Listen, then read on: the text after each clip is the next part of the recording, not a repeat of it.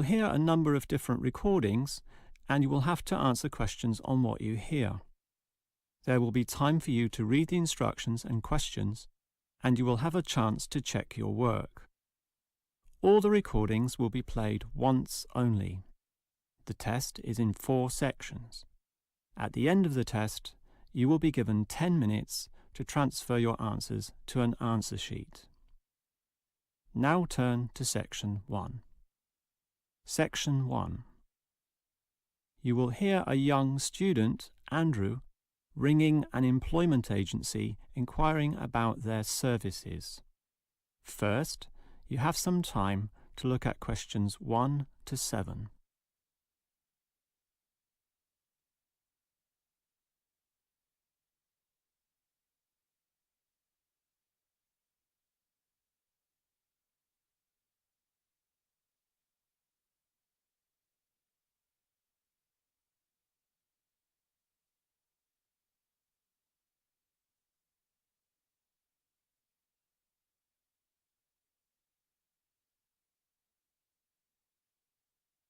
You will see that there is an example that has been done for you.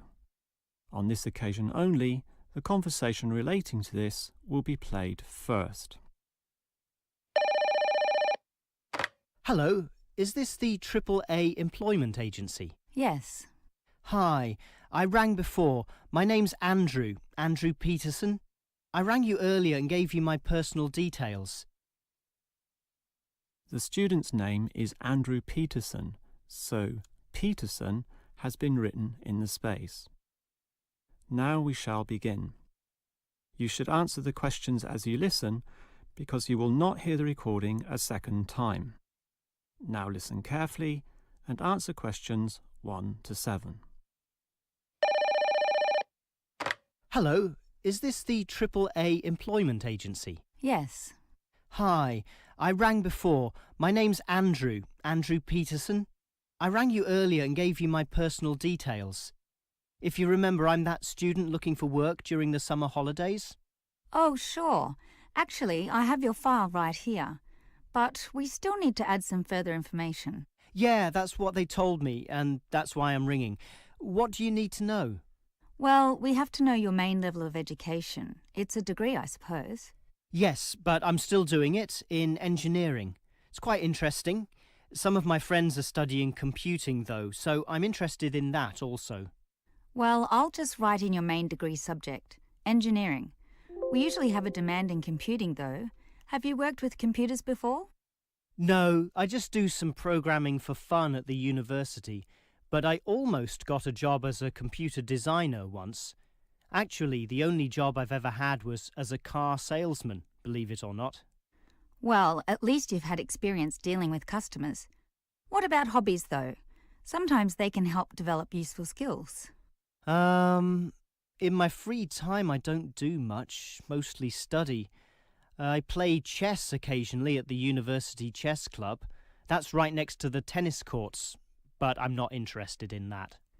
Chess helps develop analytical skills, so I'll put that down. Of course, it's your main skills that employers want to know about. What would you say they are? Well, I'm in my 3rd year now, studying electrical machines and generating systems, but I'd say electronics is my best skill, much better than, say, my machine skills, which aren't so good, actually. Okay, machine skills are in demand, but so too are electronic ones, so we might be able to find you a part-time job in that field. But what sort of money do you expect to get? Oh, anything, really. I'd want the standard payment, let's say. What's normal? 1,000 a month? 1,500? I'll just put $1,200, okay? That's fine by me. When can you start? Say, within 2 days? Easily. Actually, less. In fact, just give me a ring and I'll be able to start immediately. Although I admit it'll take me a few days to get used to getting up early in the morning. Okay, that's just about it. Unless you'd like to add anything else which may help with your application? Not really. I ride a motorbike, but that's unimportant. I'm friendly, but every applicant claims that, right? I can speak another language. Ah, that might be useful, depending on the language. Is it Chinese? A Chinese speaker would go down well. Spanish, I'm afraid. You see, I grew up with some friends who came from South America. Okay, I'll write that down, but I don't think it will help that much, sorry to say. Before you hear the rest of the conversation, you have some time to look at questions 8 to 10.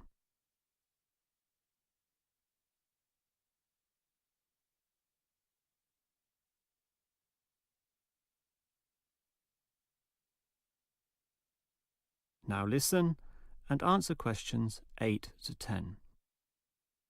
Well, thanks for your help, and hopefully I'll get a job soon. But can I just ask one more question? Sure. What basically are employers looking for when they interview someone? Oh, many things.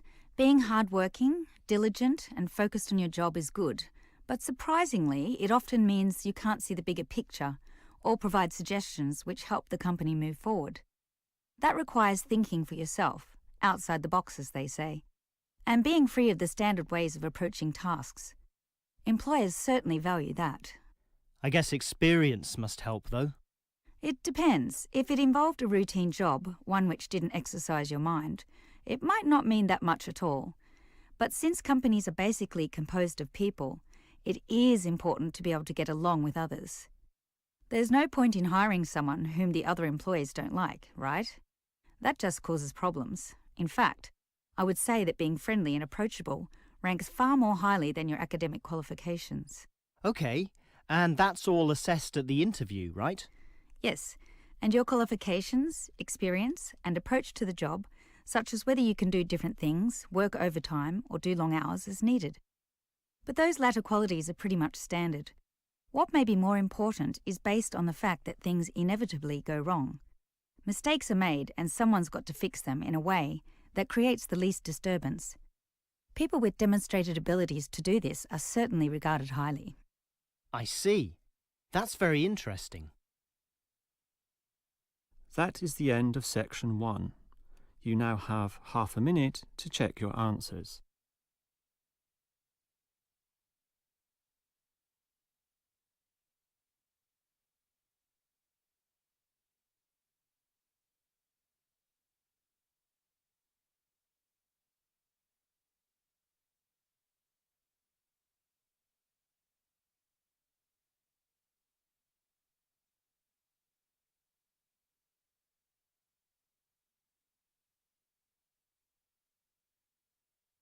Now turn to section 2.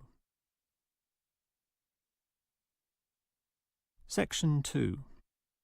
You will hear the manager of a fitness centre giving information about the centre to some new customers.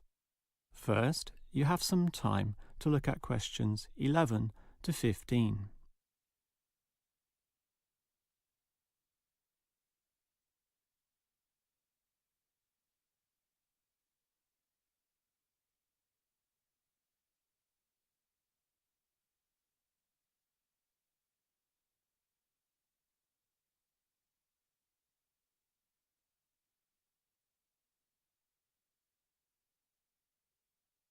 Now listen carefully and answer questions 11 to 15. Hello everyone, and welcome to the Fit for Life Health Centre, a place which, as the name suggests, is not just for short-term solutions, but rather intends to put you on a sensible and achievable footing for the rest of your life. And that's how we're different. For example, we could immediately put you on a harsh exercise program, expecting you to work out every day, but such a plan would see you quickly lose interest.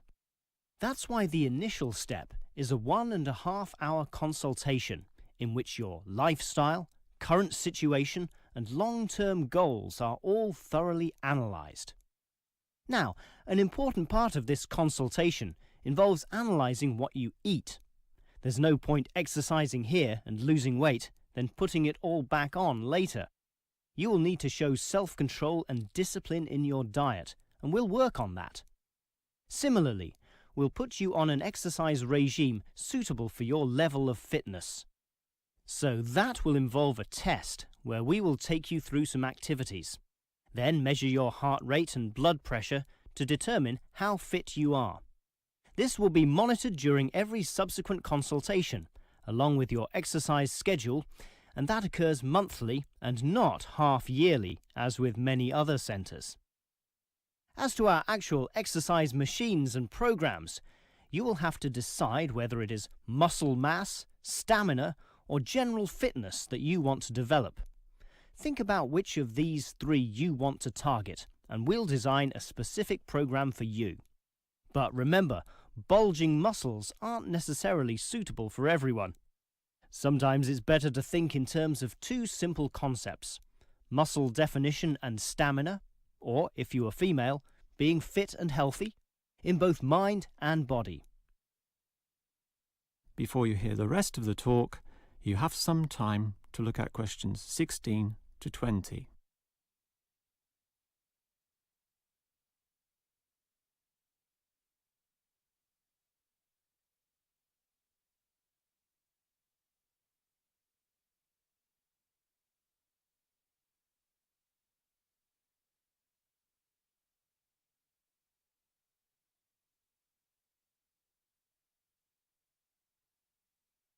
Now listen and answer questions 16 to 20.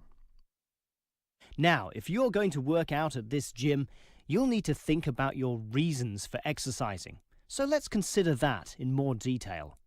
Muscle mass is certainly popular with the guys, probably seeking to impress the girls. And with muscles comes the confidence to do that, right? Well, for that, you'll need our high-stress weight units, where pumping iron is all the rage. Moving on to other benefits, one of the main ones is beating the tension of life, right? And the longer the exercise is, the greater the rewards in this respect. Thus, playing squash can certainly help, and so can swimming. But what's much better, as every jogger will tell you, is their activity. So we have ample jogging machines and they're always popular. They can provide good fitness too, as can the yoga classes. However, again, let's not forget playing squash, which I would say is the optimum way to improve your general well-being. Such an active, energetic game, plus the competitive element, drives you forward into high levels of health and fitness. These, of course, are the ultimate purposes of being here, but remember, the centre is full of like-minded people, all of whom are interesting to meet and valuable sources of information. The yoga classes have a pre- and post-meeting session, so you'll certainly meet others there, although they'll all be yoga enthusiasts, which limits the range somewhat. But whether doing yoga, swimming or exercising, everyone showers, right? So those facilities are where you'll hear all sorts of interesting conversations and really get to know people. Not like the front desk area, which is mostly empty as patrons go immediately inside to do their exercise. Of course, the front desk can answer all your questions and has information brochures and such like, but for knowing more about a greater variety of subjects and community concerns, look at the notice board in the yoga studio, where there's a huge array of papers, leaflets and articles, all for you to read and consider. That is the end of section 2. You now have half a minute to check your answers.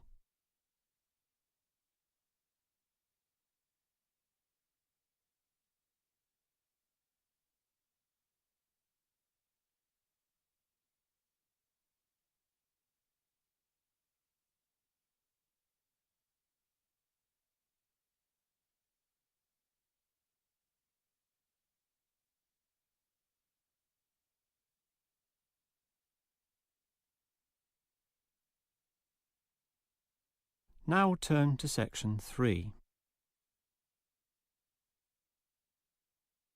Section 3. You will hear two faculty directors talking about which person in their university to promote. First, you have some time to look at questions 21 to 25.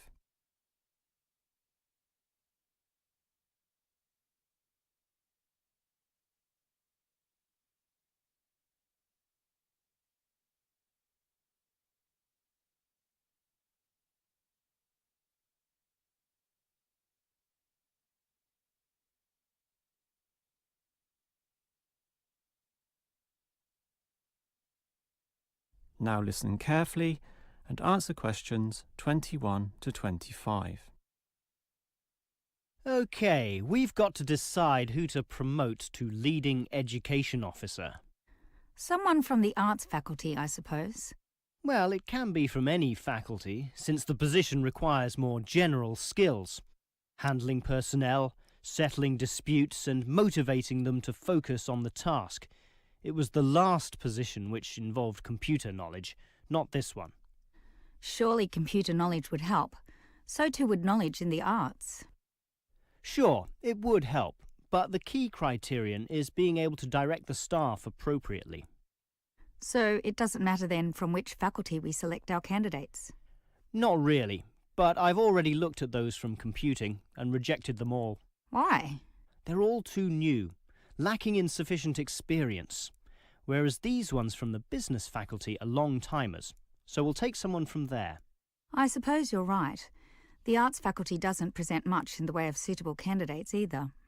But we'll still have to train the person, teach the ropes, as they say, and he or she will have to expect to do overtime as needed.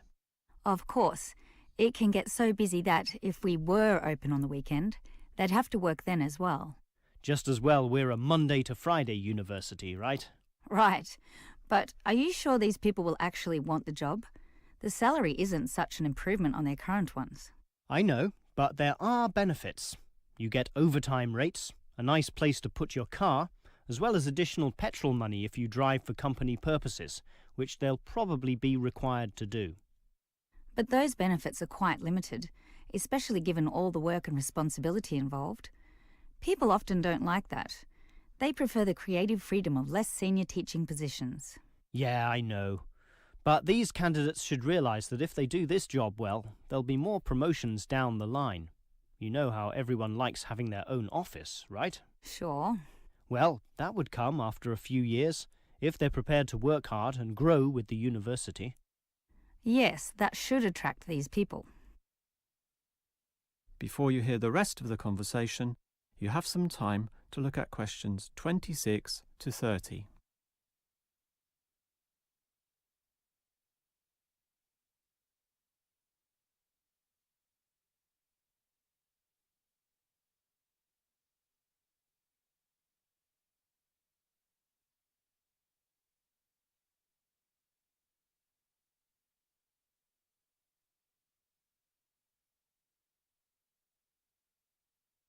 Now listen and answer questions 26 to 30. Well, that's enough talk about the job. What about the actual candidates? How many do we have? I've narrowed it down to 4. Just using their first names, that's Stephen, Abdul, Lek and Oscar. As you said, there's quite a bit of experience between them, about 34 years in all. What's the exact breakdown of figures? Abdul and Stephen both have 7 years. Lek has 1 more, and Oscar is the most experienced at 12. But who's the most qualified? Stephen and Abdul have an MBA. Oh, sorry, Abdul's got something called a MBP, some foreign thing which translates as Master of Business Practice. I'm not sure what that is, but does he do the job well? Very well, apparently. Better than Lek and Oscar, who hold a degree and some certificates respectively. But we have to think about any drawbacks. You know, possible issues with any of them. I asked the respective deans for feedback, and I found out that Stephen, the younger one, drinks a bit. So he has a problem with alcohol? No, he never drinks to excess, but at the bar he's often expressed his intention of moving on, of teaching abroad. Ah, he's not stable. Not stable at all, apparently. We'll never know for how long he'll hold the job. We need stable personnel, and people without family problems or sick relatives like the last guy we promoted. What about Abdul, then? Will he do? He might do, except his English language ability is limited. It's functional, but a bit broken, and meaning is sometimes lost. That's not the problem with the next candidate, Lek, who has good language ability, but this job involves handling people, and his dean says Lek's attitude is bad. In what way? His manners are okay, and he's interested in his job, but he believes there should always be adequate leisure in life. He definitely won't work overtime and complains a lot already about his job. But this last candidate, Oscar, is probably not the right one either. Why not? Not another problem with language. His first language isn't English, but he speaks it well enough. He's stable with a good attitude, but his age is the problem. Age is not a problem. That would be ageism, and I don't believe in that. But with his age comes health problems as well, and serious ones at that. Oh, that might be an issue then. That is the end of section 3. You now have half a minute to check your answers.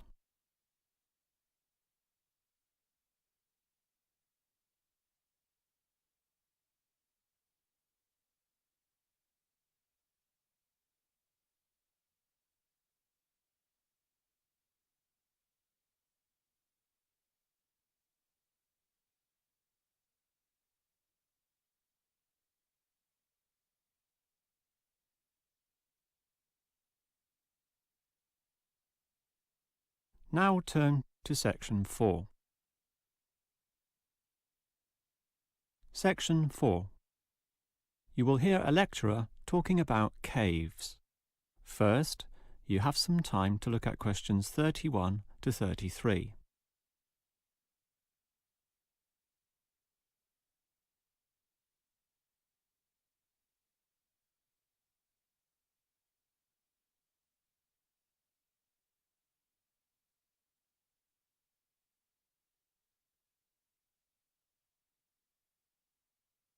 Now listen carefully and answer questions 31 to 33. If there is one natural feature which has long fascinated man, it is caves, those natural underground spaces into which people can enter. No known cave in the world can exist without it being extensively explored. Whether it be in remote areas, such as the Clearwater Cave in Borneo, or immensely long and difficult, such as Mammoth Cave in America. Or perhaps the most challenging, those caves below the water table, full with water, in which case the exploration is known as cave diving. Whatever the case, if the caves are known, as complex and difficult as they usually are, they will be explored. The formal name for the study of caves is speleology, and involves many disciplines such as chemistry, geology, biology, and cartography, or the science of making accurate maps, since the largest caves can be hundreds of kilometres long and highly complicated. If the exploration is just for fun, the activity is known as caving. But with the difficulties and dangers involved, the average caver is often involved with one of these speleological sciences. As for the number of caves in the world, research suggests that only a fraction have been found and documented, mostly in the areas in which caving has long been a popular activity, such as in America, France, or Australia. China, for example, has huge areas of limestone bedrock, prime material for cave formation, and logically must contain among the largest number of caves in the world. Yet only few are documented due to the lack of interest in caving there. Thus, as exploration continues, new caves will be discovered, and it is likely that the numbers could radically change in the future. Before you hear the rest of the lecture, you have some time to look at questions 34 to 40.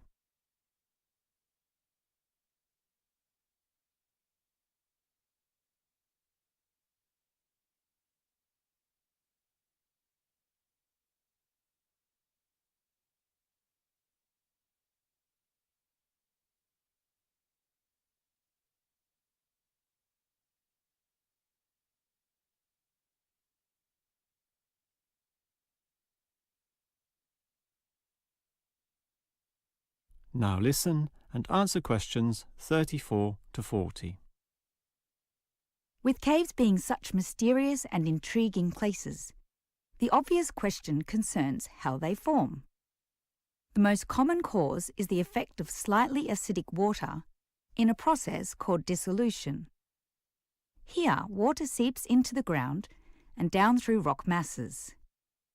If this rock is soluble, the water dissolves some of it, and over time, the passage expands to become a cave or cave system.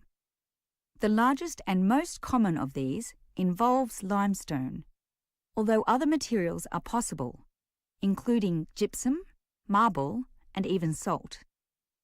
Now, if the cave is formed at the same time as the rock, it is called a primary cave, and the most common of these are lava tubes.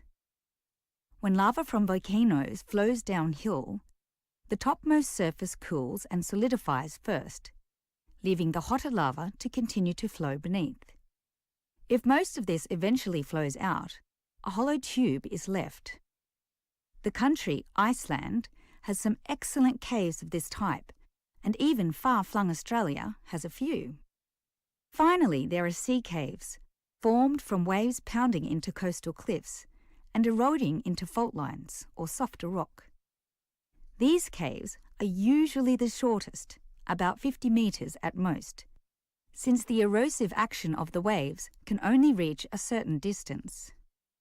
However, it is limestone caves which will always be the most interesting. This is due to the presence of limestone formations. As the groundwater seeps downward through the ceiling of the caves, it encounters a different pressure and temperature, causing it to deposit a small amount of its dissolved calcium carbonate. Over time, through the action of millions of drops, this deposition process results in ever-growing masses, known as stalactites, if hanging from the ceiling, or stalagmites, if growing from the floor. Alternatively, the water may flow over a large surface of rock, forming flowstone, and with other sorts of processes, can result in beautiful milky white formations of astonishing complexity. One of the best examples of this, as well as of what surprising discoveries may yet await, is the Lechuguilla Cave in New Mexico. In the 1950s, some cavers heard the sound of wind underneath some large boulders on the cave floor, a clear sign of a deeper passageway. It took until 1984 for a group of cavers to gain permission to start digging, and 2 years later, in 1986, they broke through into a walkable passageway, unlocking one of the longest cave systems in the world, the deepest in America, and some of the most beautiful formations ever found. Unusually, many of these were yellow with sulfur, suggesting that the caves were a result of hydrogen sulfide from nearby oil deposits. This was forced through fracture lines, combining with existing groundwater to form sulfuric acid, dissolving the limestone from the bottom up instead of the normal top-down seepage, which characterizes most limestone cave formations.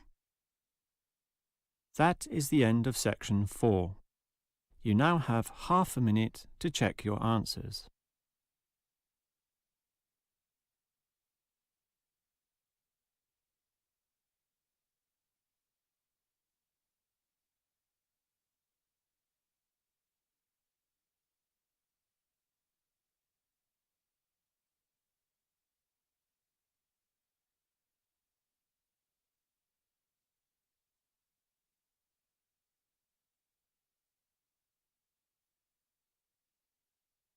That is the end of the listening test. In the real Ielts test, you would now have 10 minutes to transfer your answers to the answer sheet.